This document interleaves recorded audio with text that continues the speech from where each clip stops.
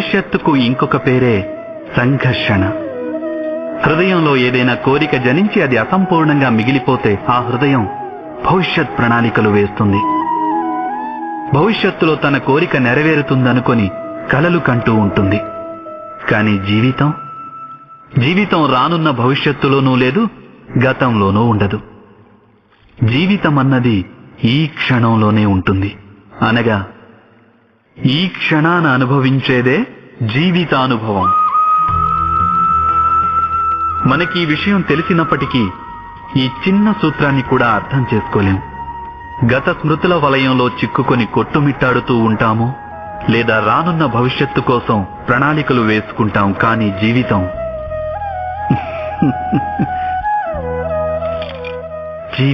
గడిచిపోతుంది. ఈ సత్యం మన మనస్సులో నాటుకుపోవాలి. మనం భవిష్యత్తును చూడనూలేం, రానున్న భవిష్యత్తును నిర్మించనూలేం. మనం కేవలం ధైర్య సాహసాలతో భవిష్యత్తును ఆలింగనం చేసుకోగలం, స్వాగతం పలుకగలం ఆ భవిష్యత్తుకు. అలా చేస్తే జీవితంలోని ప్రతి క్షణం చైతన్యంతో నిండిపోదా? మీరే ఆలోచించండి. తమ కన్నబిడ్డల జీవితాల్లో సుఖ సంతోషాలు నింపే ప్రయత్నం చేయడం తల్లిదండ్రులందరికీ ఉండవలసిన ప్రథమ కర్తవ్యం అంటారు.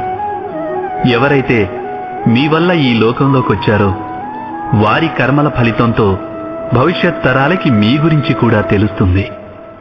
అందుకే వారి సుఖ సంతోషాల కోసం ప్రణాళికలు వేయటం కంటే ఉత్తమమైనది ఇంకేముంటుంది? అయితే సుఖం ఇంకా భద్రత, ఈ రెండు మానవుల కర్మ ఫలితాలు కావంటారా?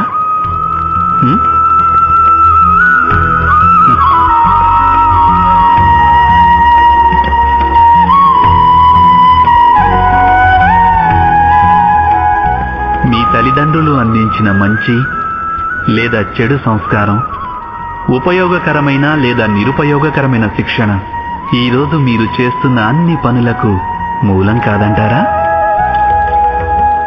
సంస్కారం, శిక్షణలతోనే మనిషి వ్యక్తిత్వం రూపుదిద్దుకుంటుంది.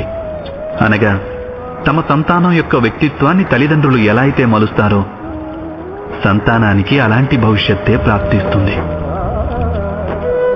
అయినా చాలా మంది తల్లిదండ్రులు తమ సంతానానికి భవిష్యత్తులో భద్రతను చేకూర్చే ప్రయత్నంలో వారి వ్యక్తిత్వ వికాస బాధ్యతను మరచేపోతుంటారు. తల్లిదండ్రులు తమ సంతానం భవిష్యత్తు బాగుండాలని మాత్రమే కోరుకుంటే ఆ సంతానానికి ఎటువంటి ప్రయోజనమూ కలుగదు. అయితే తమ సంతానాన్ని ప్రేమించే తల్లిదండ్రులు వారి భవిష్యత్తుకి కాక వారి వ్యక్తిత్వానికి పునాదులు వేస్తే ఆ సంతానానికి యావత్ లోకం ప్రశంసలందిస్తుంది.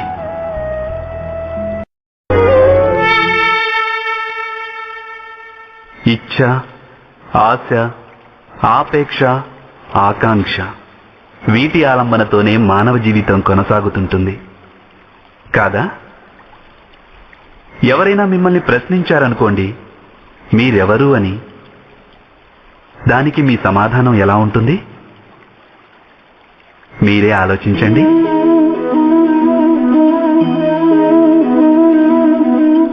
మీకు వెంటనే స్పష్టమవుతుంది మీ ఇచ్ఛలే మీ జీవితం గురించి వ్యాఖ్యానిస్తాయని.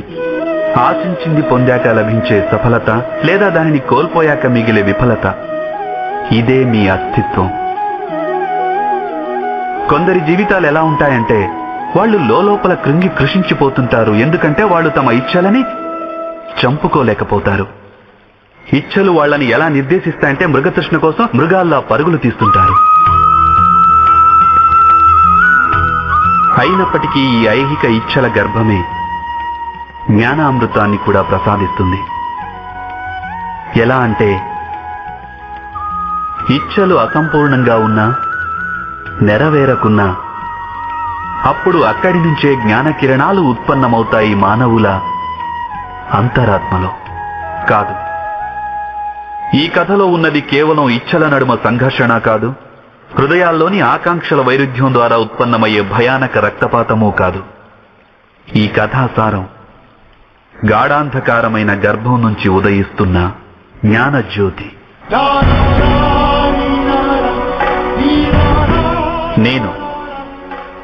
వసుదేవ సుతుడను మీ అందరినీ ఈ జ్ఞాన దర్శన యాత్రకి ఆహ్వానిస్తున్నాను.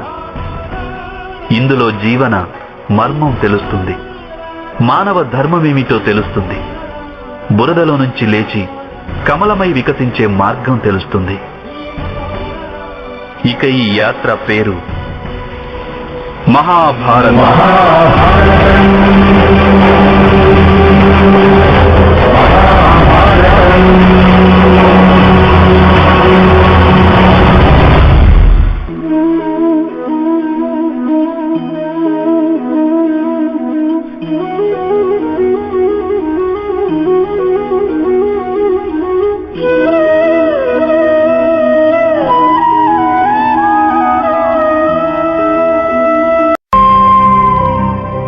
ప్రతి మనిషి జీవితంలో ఇలాంటి సందర్భం తప్పకుండా వస్తుంది.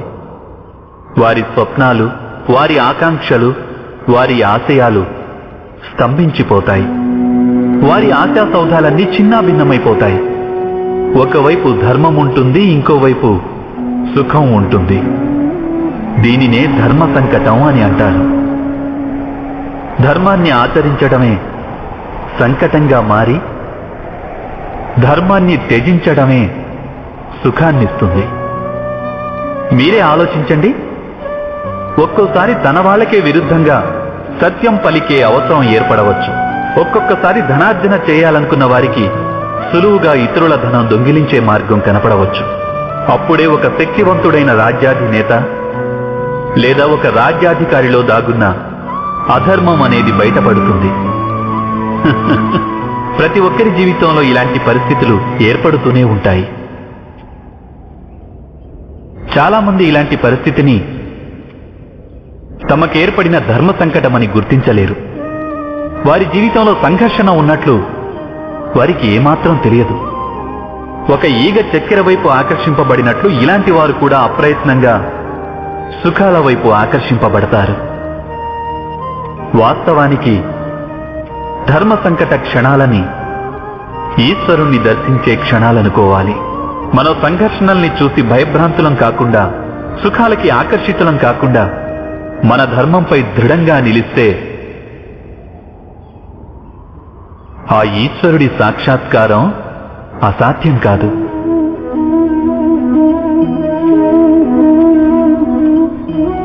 పెనుగాలితో యుద్ధం చేసే ఆకు వృక్షం నుంచి రాలిపోవచ్చు, అయినప్పటికీ అది ఆకాశం కేసే ఎగురుతుంది. పెనుగాలికి వాలిపోయే గడ్డి అక్కడే భూమి మీదే ఉండిపోతుంది. అనగా ధర్మ సంకటం నుంచి మనం సంకటాన్ని తొలగించేస్తే సుఖం ప్రాప్తించొచ్చు, ఆయుష్ పెరగొచ్చు. కానీ మన వ్యక్తిత్వం నశించదా? మన ఆత్మ కృషించిపోదంటారా? మనం ఈశ్వరునికి సదా దూరమైపోమా? మీరే ఆలోచించండి.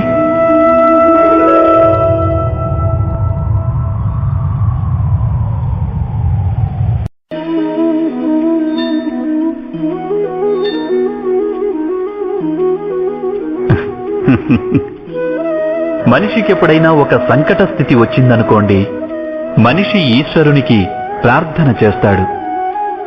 ఈశ్వరుణ్ణి ప్రార్థించి యాచిస్తాడు తన ఈ సంకట స్థితి నుంచి బయటపడాలని. కానీ ఈ ప్రార్థన యొక్క వాస్తవ రూపం ఏమిటి? ఇది మనం ఎప్పుడైనా ఆలోచించామా? ప్రార్థన అర్థం ఏమిటంటే, తనకున్న అన్ని సంశయాలు, సకల చింతలు, తనకున్న సంకల్ప వికల్పాలు, తన ప్రణాళికలన్నింటినీ ఈశ్వరుని చరణాలపై ఉంచేయడం. అనగా తన కర్మ ఫలితం ఎలా ఉంటుందోననేది ఆలోచించకుండా ధర్మానుసారం కర్మను చేయడం. ఈశ్వరేచ్ఛను సదా తన కర్తవ్యంగా భావించడం. ఇదే కదా ప్రార్థనంటే. కానీ ఈశ్వరేచ్ఛను అర్థం చేసుకోగలగడం సంభవమేనంటారా? అదేమిటో మన కర్మ ఫలితాలను బట్టి సర్వదా ప్రకటితమవుతూనే ఉంటుంది. అయితే ఒకవేళ ఎవరైనా కర్మని త్యజించాలనుకుంటే అది ప్రార్థనేనంటారా? వాస్తవానికి కర్మాచరణే జీవితం. ఫలితం పట్ల వ్యామోహం లేకుండా ఉండటమే సరి అయిన ప్రార్థన. కాని ప్రార్థన కర్మను భారంగా మార్చేస్తే, మనిషిని ఏ కార్యము చెయ్యనీకుంటే అది ప్రార్థనంటారా లేక పరాజయమా? మీరే ఆలోచించండి.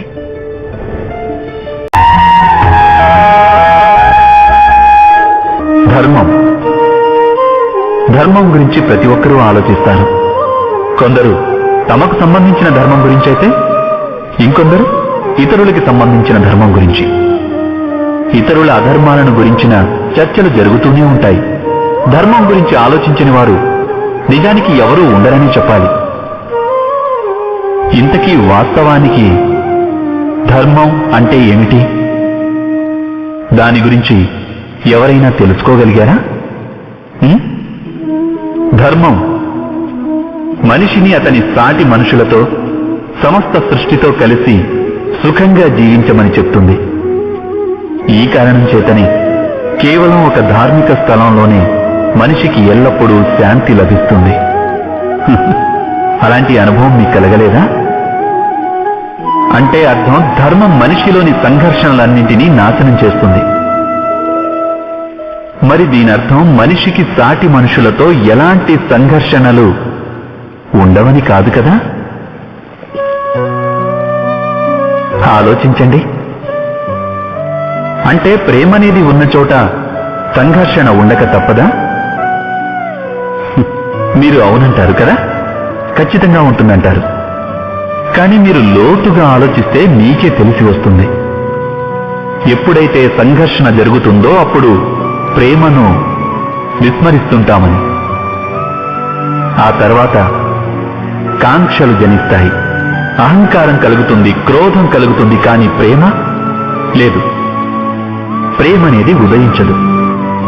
ఎందుకంటే ఎక్కడ ప్రేమ జనిస్తుందో అక్కడ అన్ని వివాదాలు, అన్ని సంఘర్షణలు, అన్ని గొడవలు నశించిపోతాయి.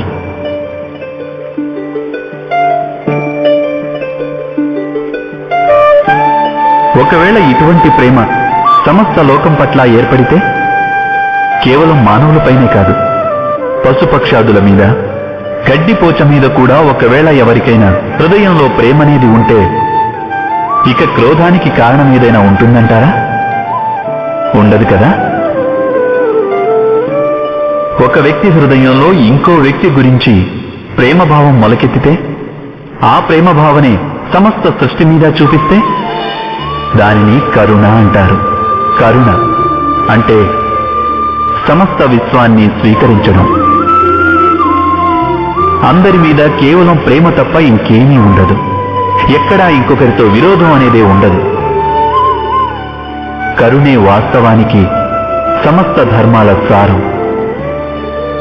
ధర్మం ఒకవేళ వృక్షమైతే కరుణే దాని మూలం, దాని జీవం.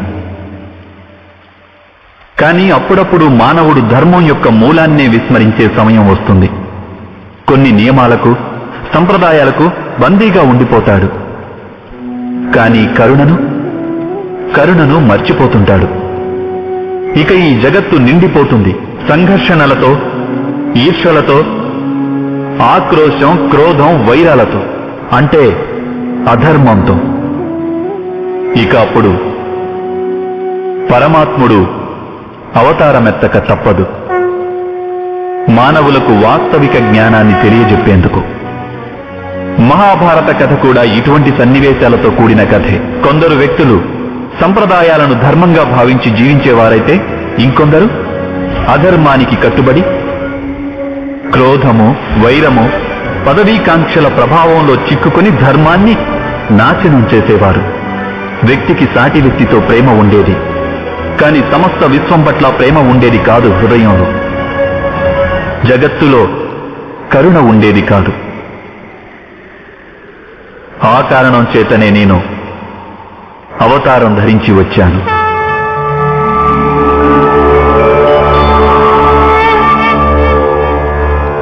పరిత్రాణాయ సాధూనాం, సాధువులకు ముక్తినిచ్చేందుకు, వినాశాయ చ దుష్కృతాం, పాపకార్యాలు చేసేవారిని నాశనం చేసేందుకు.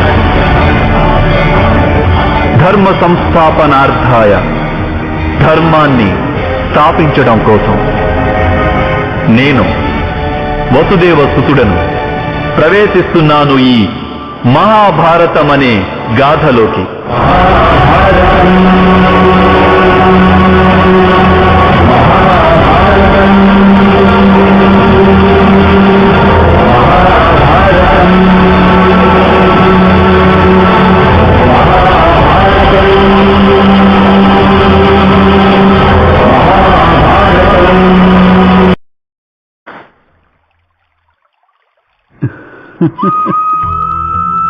జీవితంలోని సంఘర్షణలను ఎదుర్కొనే శక్తి తన మనస్సుకు లేదని తలిచేవారికి తమ ఆత్మబలం మీద విశ్వాసం ఉండదు. అప్పుడు వారు సద్గుణాలను త్యజించి దుర్గుణాలను అలవర్చుకుంటారు. యథార్థానికి మనిషి మనసులో ఆత్మవిశ్వాసం లోపించినప్పుడే వాని మనస్సులో దుర్మార్గం జనిస్తుందని గుర్తించాలి. ఆత్మవిశ్వాసమే సచ్చీలతను ధారణ చేస్తుంది. ఈ ఆత్మవిశ్వాసం అంటే ఏమిటి? జీవితంలోని సంఘర్షణలు తమను నిర్వీర్యం చేస్తాయని నమ్మేవారు తమ ఆత్మవిశ్వాసాన్ని కోల్పోతారు. వారు సంఘర్షణలను అధిగమించడానికి మారుగా వాటిని వదిలించుకోవాలనే ప్రయత్నం చేస్తుంటారు. అలా కాక సంఘర్షణలు తమను అధిక శక్తివంతం చేస్తాయని విశ్వసిస్తే సరిగ్గా వ్యాయామం వలన దేహశక్తి పెరిగినట్లు ప్రతి ఒక్క సంఘర్షణతో పాటు వారిలో ఉత్తేజం పెరుగుతుంది. అనగా ఆత్మవిశ్వాసం అంటే ఏదో కాదు, అది ఒక మానసిక స్థితి, జీవితాన్ని దర్శించే ఒక అద్భుత దర్పణమది. అయినా జీవితాన్ని దర్శించగలిగే సామర్థ్యం మనిషి వశంలోనే ఉంటుంది కదా. మీరే ఆలోచించండి. ఎవరికైనా అపరాధానికి దండన లభిస్తే అటువంటప్పుడు అది అన్యాయమని ఆ వ్యక్తి మనసు రోధిస్తుంది. తను ఆ అపరాధం చేసినప్పుడు తన ఆలోచనలు భిన్నంగా ఉండేవని ఆ మనసు కనిపించవచ్చు. అపరాధం జరిగాక ఆ వ్యక్తి దానికి పశ్చాత్తాపం చెందాడు. తన ఆలోచనల్లో పరివర్తన వచ్చింది. మరి ఆ వ్యక్తికి దండన ఎందుకు లభించింది? నిజానికి ఒక చర్య జరిగిందంటే దానికి ప్రతిచర్య కూడా అనివార్యం. కర్మానుసారమే ఫలితం ఉంటుంది. ఇంకొకరికి ప్రేమ పంచితే సుఖం ప్రాప్తిస్తుంది. ఇంకొకరిని హత్య చేస్తే మృత్యుదండన లభిస్తుంది. చేసిన కార్యాన్ని బట్టే న్యాయం కూడా. అయితే మరి ప్రాయశ్చిత్తానికి పశ్చాత్తాపానికి విలువే లేదంటారా? ఉంది, అవశ్యం విలువ ఉంది. ప్రాయశ్చిత్తం పశ్చాత్తాపం వలన మనిషికి ఆత్మబలం పెరుగుతుంది. రానున్న దండనను స్వీకరించడానికి మనిషి మనసును ఆయత్తం చేస్తుంది. అయితే ప్రాయశ్చిత్తం లేకుండా దండనను స్వీకరించడంలో ఫలితం ఉంటుందా? మీరే ఆలోచించండి. మనిషి జీవితాన్ని నడిపించేది భయం. మనిషి సదా భయానికి కారణం అన్వేషిస్తాడు. జీవిత గమనంలో మనం ఎంచుకునే మార్గాలు, ఆ మార్గాలను కూడా మనం భయం కారణంగానే ఎంచుకుంటాం. అయితే ఈ భయం వాస్తవికమేనంటారా? ఆలోచించండి.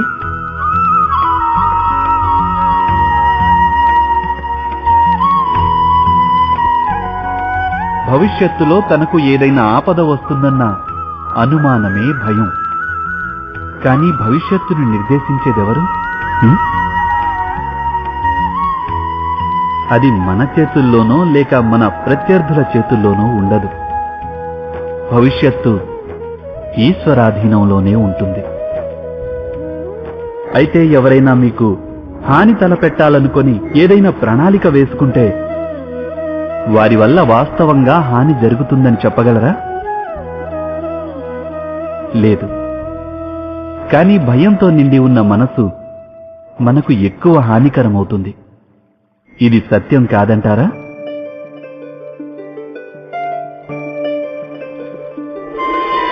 విపత్కర పరిస్థితిలో భయావహ హృదయం అనుచిత నిర్ణయాలు తీసుకుంటుంది. అది విపత్తును అధిక బాధాకరం చేస్తుంది. కానీ విశ్వాసంతో నిండిన హృదయం విపత్కర పరిస్థితిని కూడా సులువుగా అధిగమించగలదు. అనగా ఏ కారణం వల్ల మనిషి తన హృదయంలో భయానికి స్థానం ఇస్తాడో భయం సరిగ్గా దానికి విరుద్ధమైన ఫలితాన్ని ఇస్తుంది. ఇది సత్యం కాదంటారా? మీరే ఆలోచించండి. మనుష్యుల హృదయాలందు భయం ఎప్పుడూ కొలువుదీరి ఉంటుంది. ఒక పరి సంపదలు నశిస్తాయన్న భయం, ఒక పరి అవమాన భయం, ఒక పరి తమవారు దూరమవుతారన్న భయం. అందుకే ఇలా భయం కలగడం మనందరికీ సహజమే అనిపిస్తుంది. ఇంతకీ ఎప్పుడైనా ఆలోచించారా? ఏ స్థితి లేక వస్తువు భయానికి కారణమవుతుందో వాస్తవానికి దానివల్లే దుఃఖం కలుగుతోందా?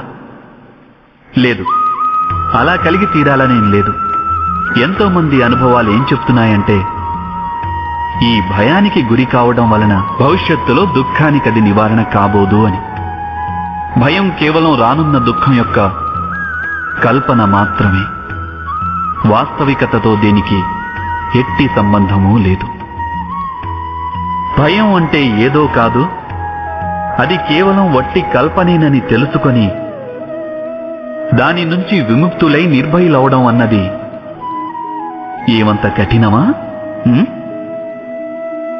దీని గురించి తప్పక ఆలోచించండి.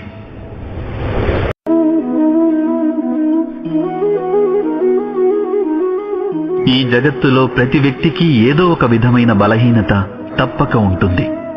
ఎలాగంటే ఒకడు బహువేగంగా పరిగెత్తలేకుంటే మరొకడు అధిక భారం మోయలేకపోవచ్చు. ఒకడు చికిత్స లేని రోగంతో బాధపడుతుంటే ఇంకొకడు పఠించిన పాఠాలను జ్ఞాపకం ఉంచుకోలేకపోవచ్చు. ఇలాంటి ఉదాహరణలు అనేకానేకం ఉన్నాయి.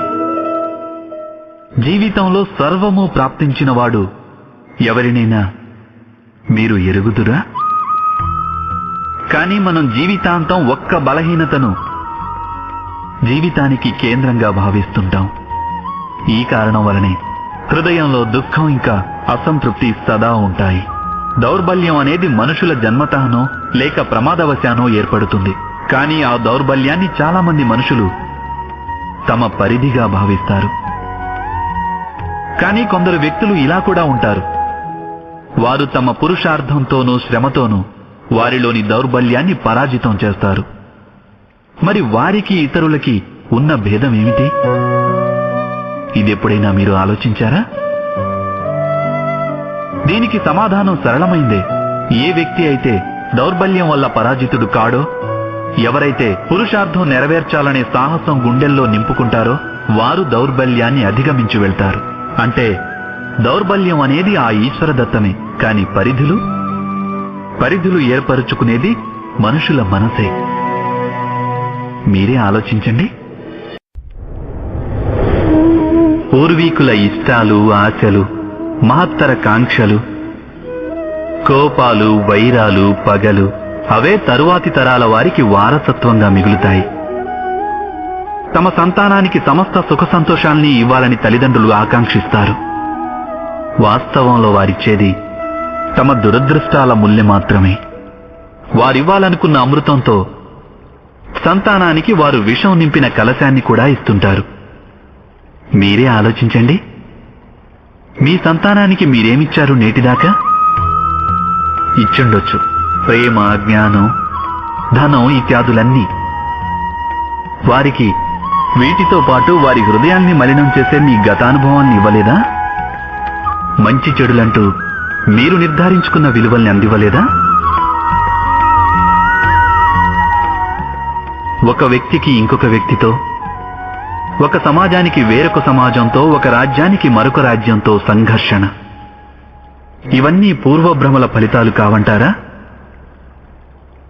హత్య, మృత్యువు, రక్తపాతం ఇవన్నీ పూర్వానుభవాల ఫలితాలు కావా? అనగా తమ సంతానానికి తల్లిదండ్రులు జన్మదానంతో పాటుగా మృత్యుదానం కూడా ఇస్తుంటారు.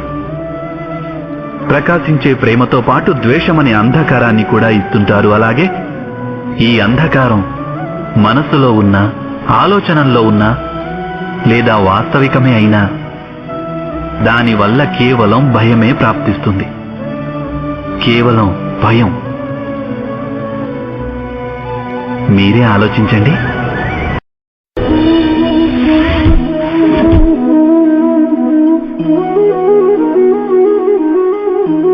శ్రేష్ఠత అంటే అర్థం ఏమిటి? శ్రేష్ఠత అంటే అర్థం ఇతరుల కంటే ఎక్కువ జ్ఞానం సంపాదించడం. అనగా మనం ఎంత నేర్చుకున్నాము అన్న విషయం అంత ప్రధానం కాదు. ప్రధానమైనది ఏమిటంటే సంపాదించిన జ్ఞానం ఇతరుల కంటే ఎంత అధికమనేది. అనగా శ్రేష్ఠత పట్ల ఇచ్ఛ జ్ఞానప్రాప్తిని కూడా ఒక పోటీగా మార్చేస్తుంది. ఇక పోటీలో విజయానికి ముగింపు ఎప్పుడొస్తుంది?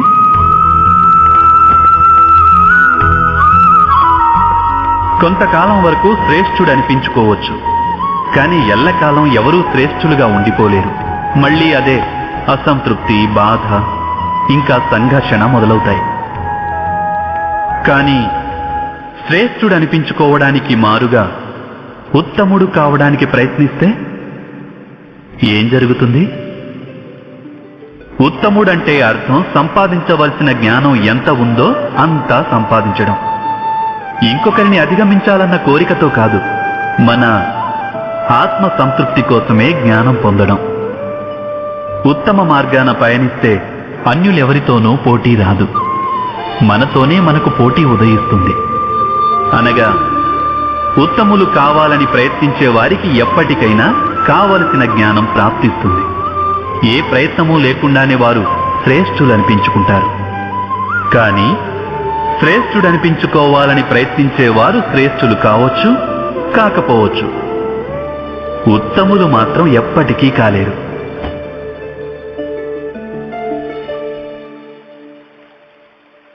అవశ్యం ఆలోచిస్తారుగా?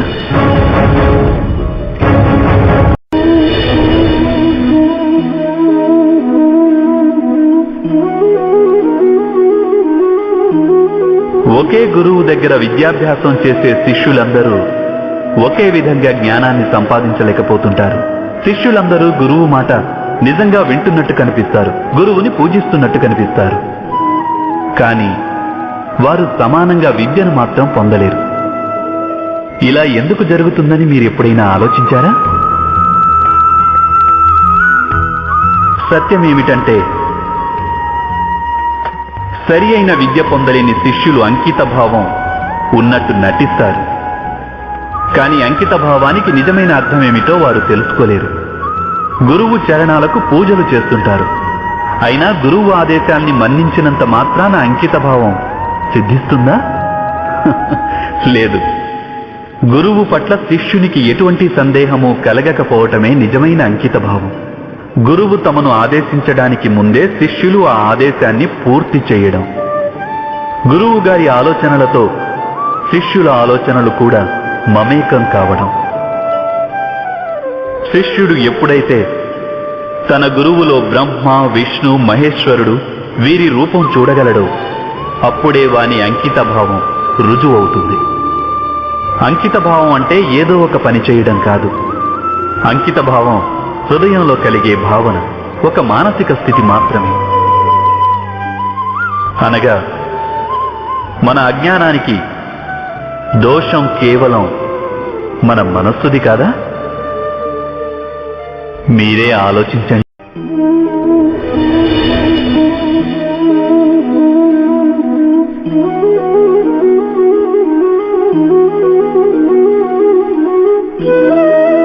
అంకిత భావంతోనే సదా జ్ఞానం ప్రాప్తిస్తుంది.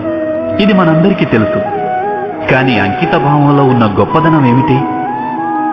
ఇదెప్పుడైనా మనం ఆలోచించామా? జ్ఞాన ప్రాప్తికి సదా మనిషి మనసు విభిన్న సమస్యల్ని సృష్టిస్తూ ఉంటుంది.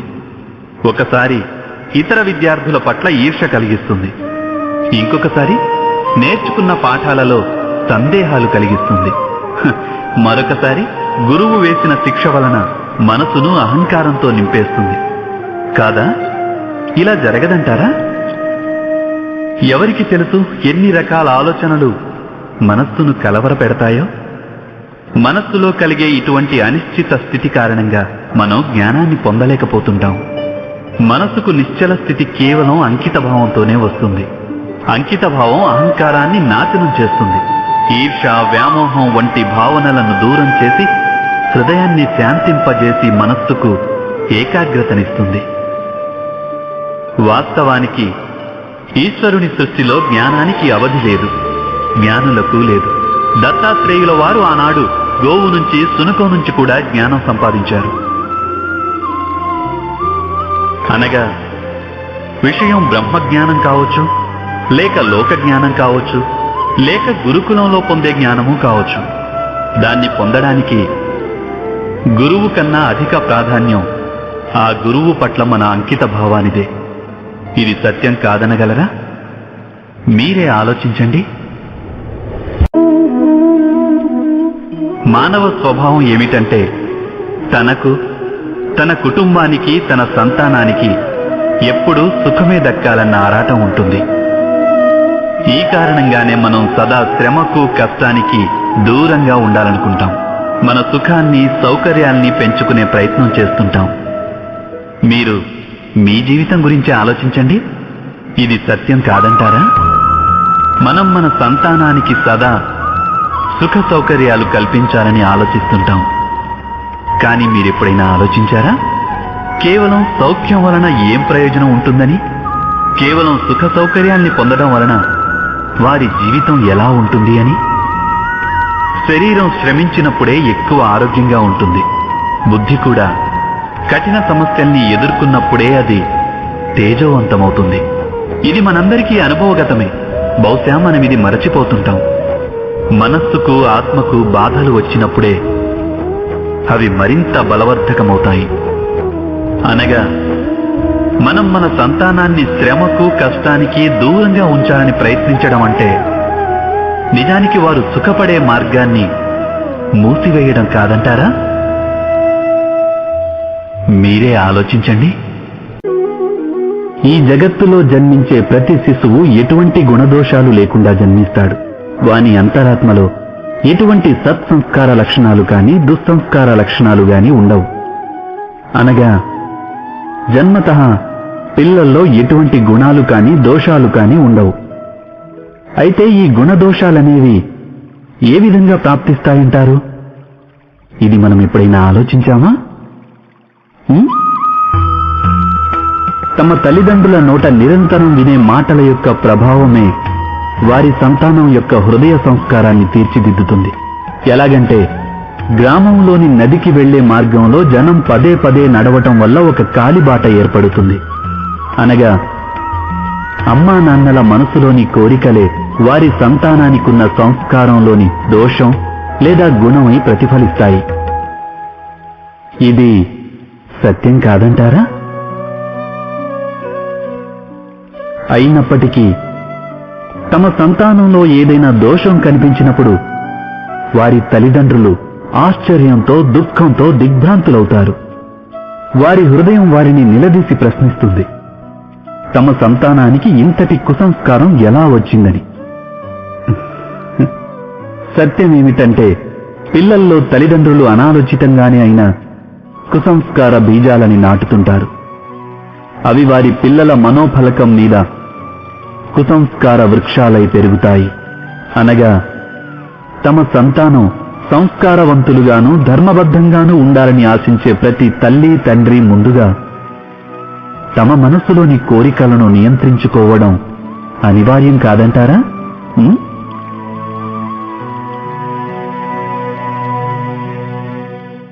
ప్రతి తల్లి, తండ్రి ఈ విషయం గురించి అవశ్యం ఆలోచించాలి.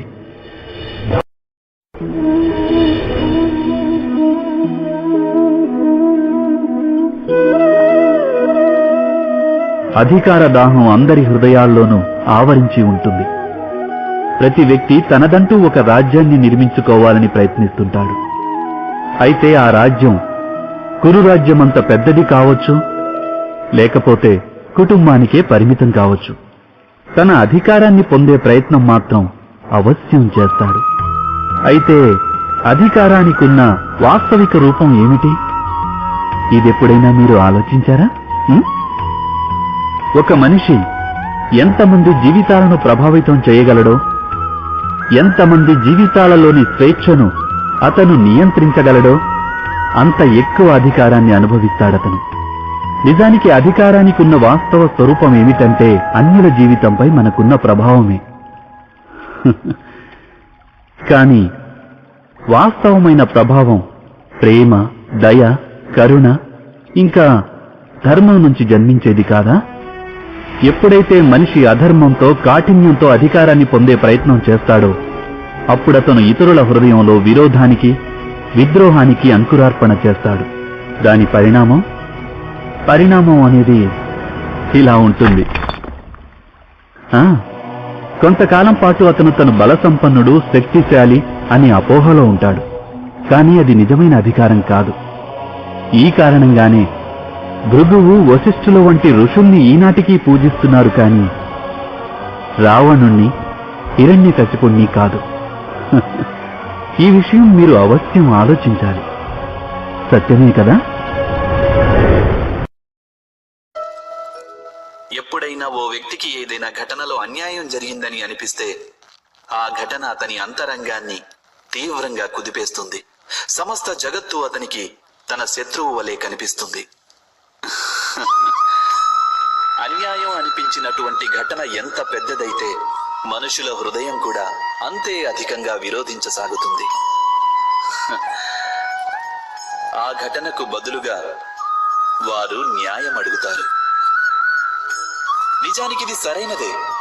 వాస్తవానికి సమాజంలో ఏ విధమైన అన్యాయమైన వ్యక్తుల ఆసరాకి ఇంకా నమ్మకానికి వినాశకరం. కానీ ఇంతకీ ఈ న్యాయం ఏమిటి? న్యాయానికి అర్థం ఏమిటి?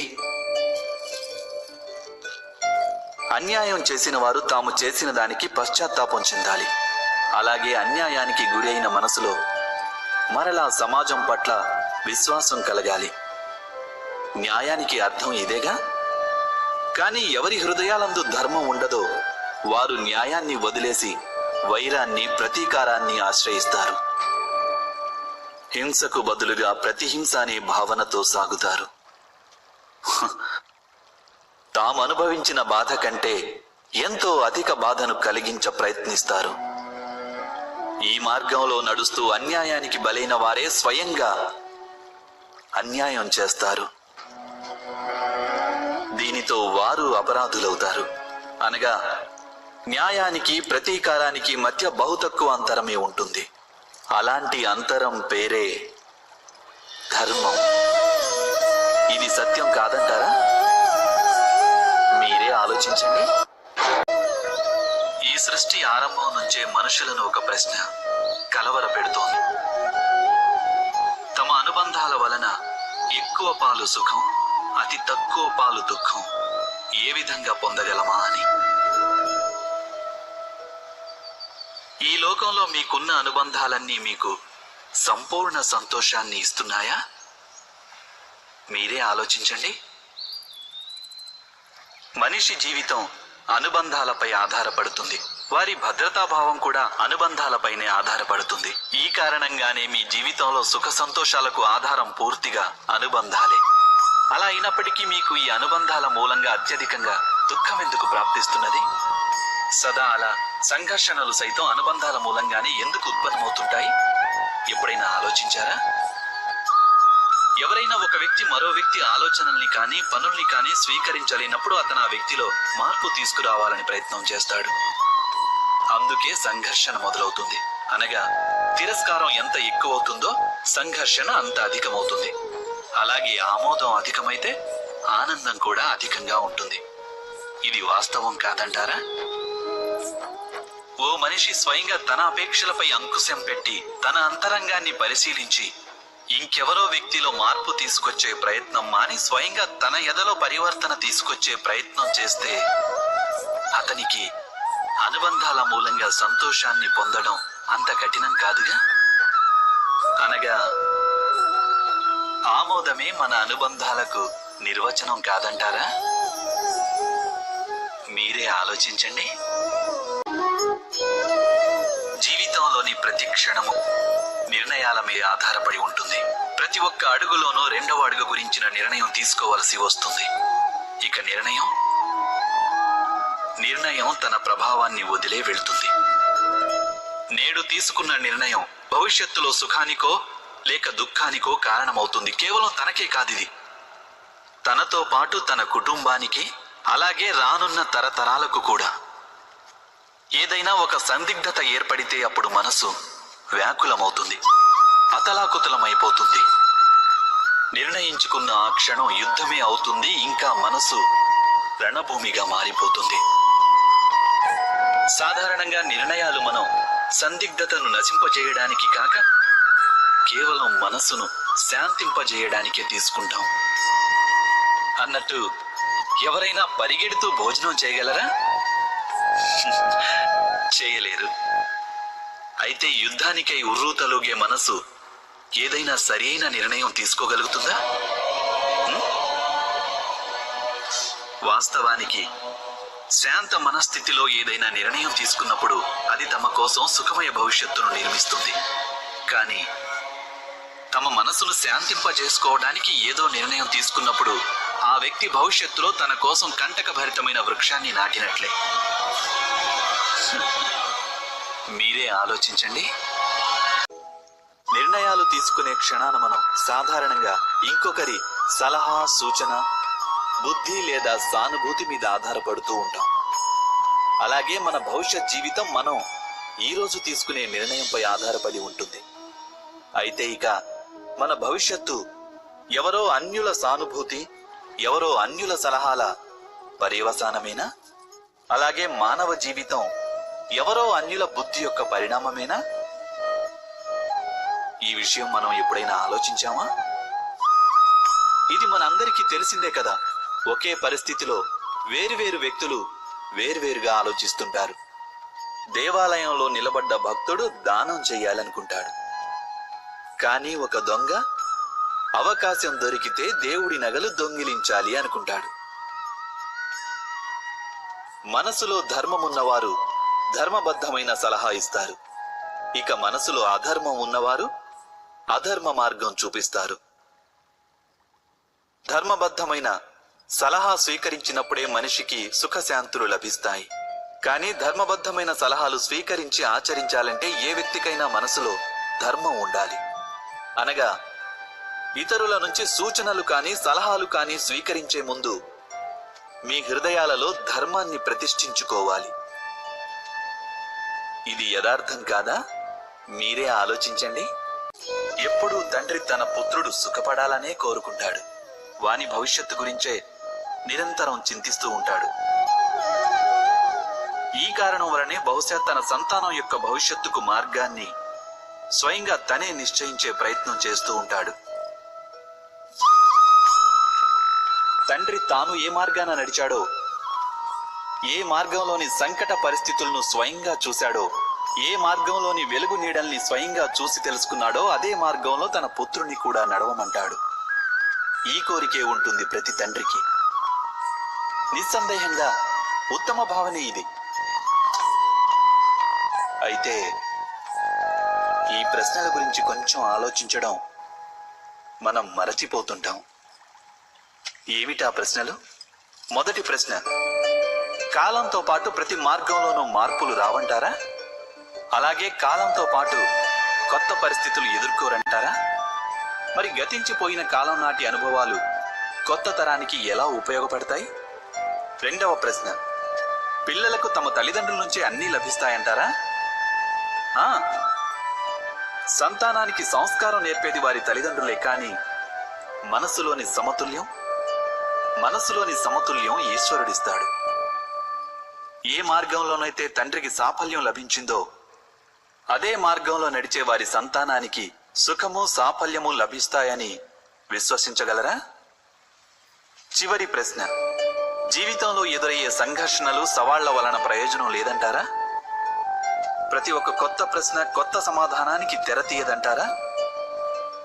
అయితే మరి సంతానాన్ని కొత్త కొత్త ప్రశ్నలు, సంఘర్షణలు, సవాళ్లకు దూరంగా ఉంచడం, దీన్ని వారికి మంచి చేయడం అంటారా లేక హాని చేయడం అంటారా?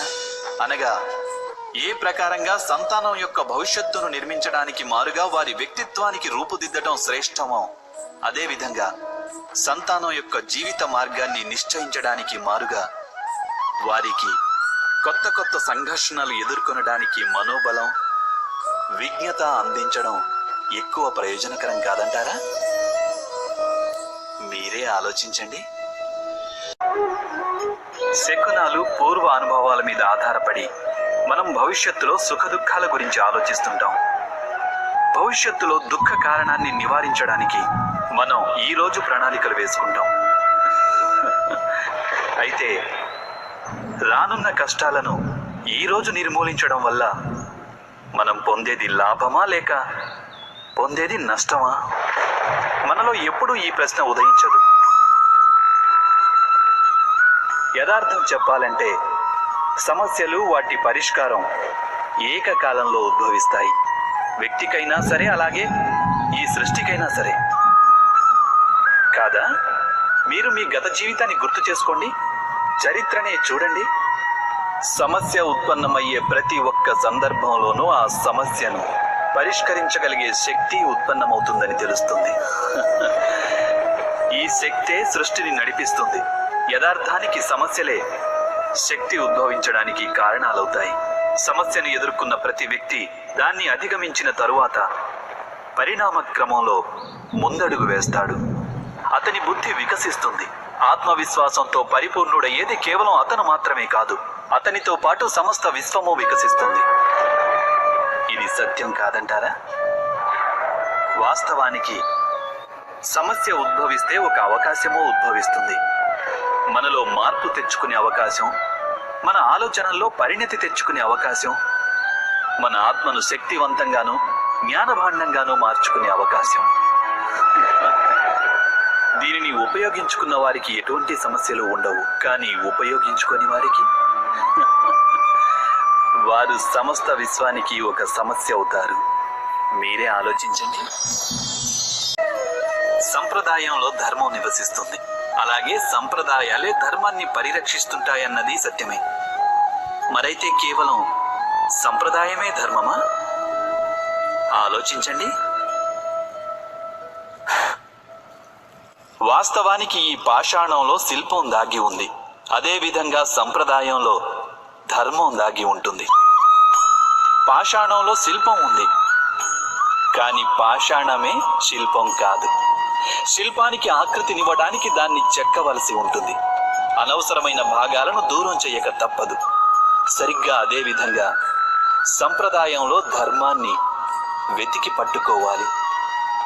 అది ఎలాగంటే, ఇంద్ర పూజ అనే సంప్రదాయానికి దూరమై గోవర్ధన పూజ అనే ధర్మాన్ని అనుసరించకపోతే యాదవులకు తమ ముక్తి మార్గము లభించుండేది కాదు.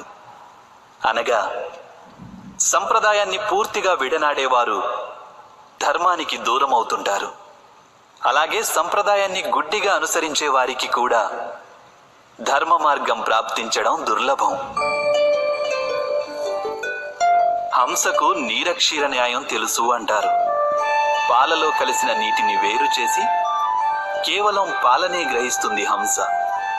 అయితే సరైన ధర్మాన్ని తెలుసుకోవాలంటే హృదయంలో జ్ఞానం వల్ల ప్రాప్తించిన వివేకం అవసరం కాదంటారా?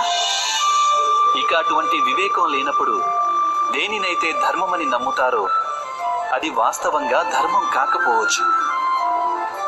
ఇది కూడా సంభవమేగా? మీరే ఆలోచించండి.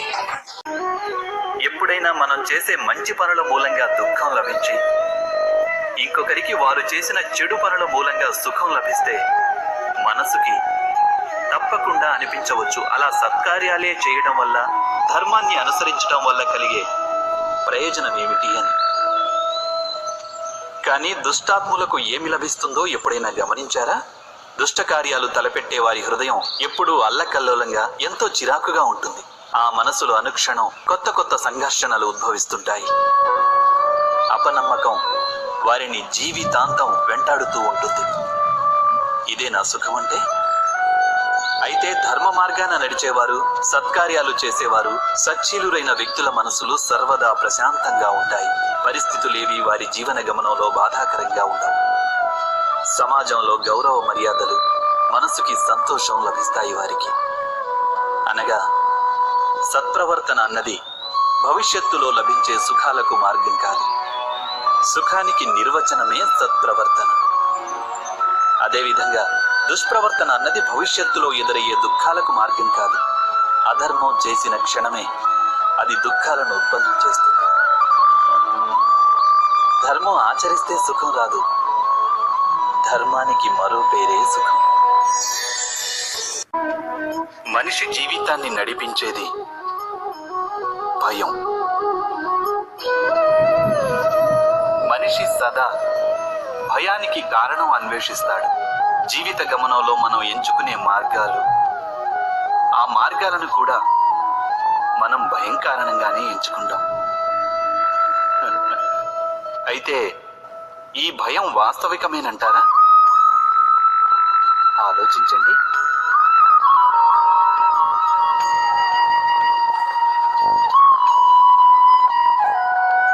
భవిష్యత్తులో తనకు ఏదైనా ఆపద వస్తుందన్న అనుమానమే భయం.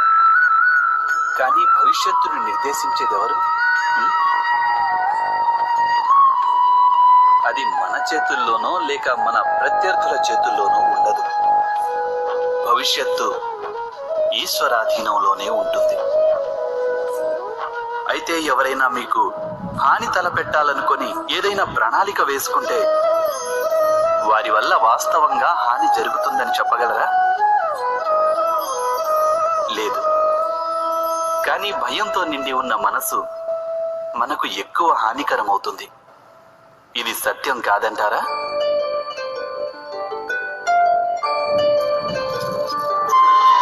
విపత్కర పరిస్థితిలో భయావహ హృదయం అనుచిత నిర్ణయాలు తీసుకుంటుంది. అది విపత్తును అధిక బాధాకరం చేస్తుంది. కానీ విశ్వాసంతో నిండిన హృదయం విపత్కర పరిస్థితిని కూడా సులువుగా అధిగమించగలదు. అనగా ఏ కారణం వల్ల మనిషి తన హృదయంలో భయానికి స్థానం ఇస్తాడో భయం సరిగ్గా దానికి విరుద్ధమైన ఫలితాన్ని ఇస్తుంది. ఇది సత్యం కాదంటారా? మీరే ఆలోచించండి.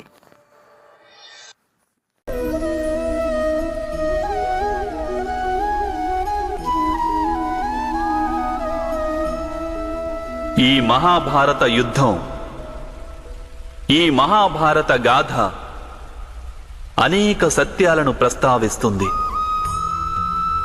మహోన్నత సత్యం ఏమిటంటే వైవిధ్యము, భిన్నత్వమే అధర్మానికి మూలం. అయితే ఏకాత్మతయే ధర్మానికి ఆధారం. ఏ విధంగా? మీరే ఆలోచించండి. మనిషి హృదయం సుఖాలను ఆశిస్తూ అధికారం, సంపదలకై కోరికలతో సదా నిండి ఉంటుంది.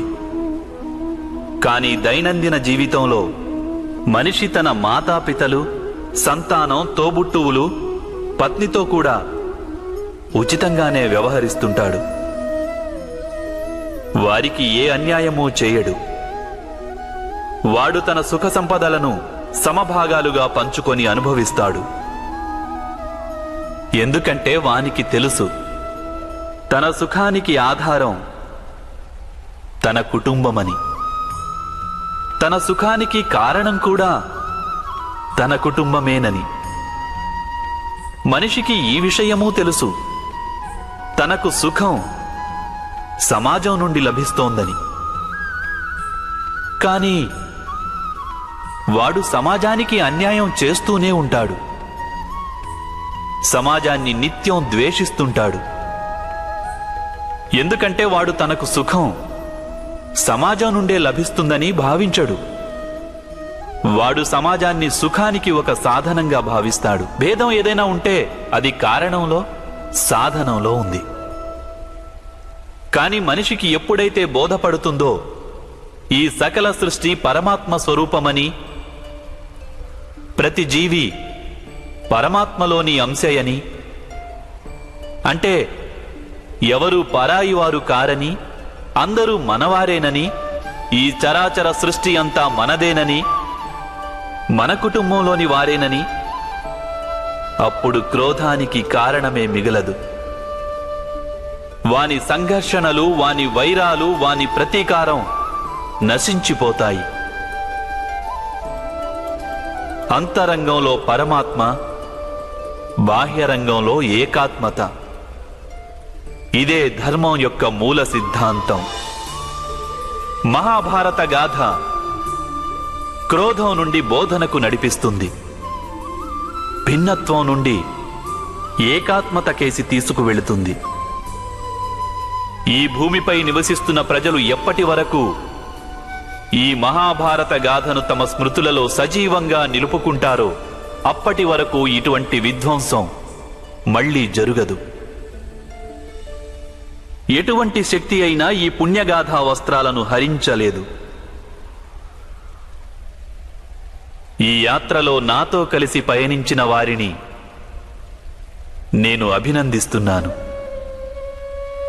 వారి హృదయంలో ధర్మానికి అంకురార్పణ జరిగింది.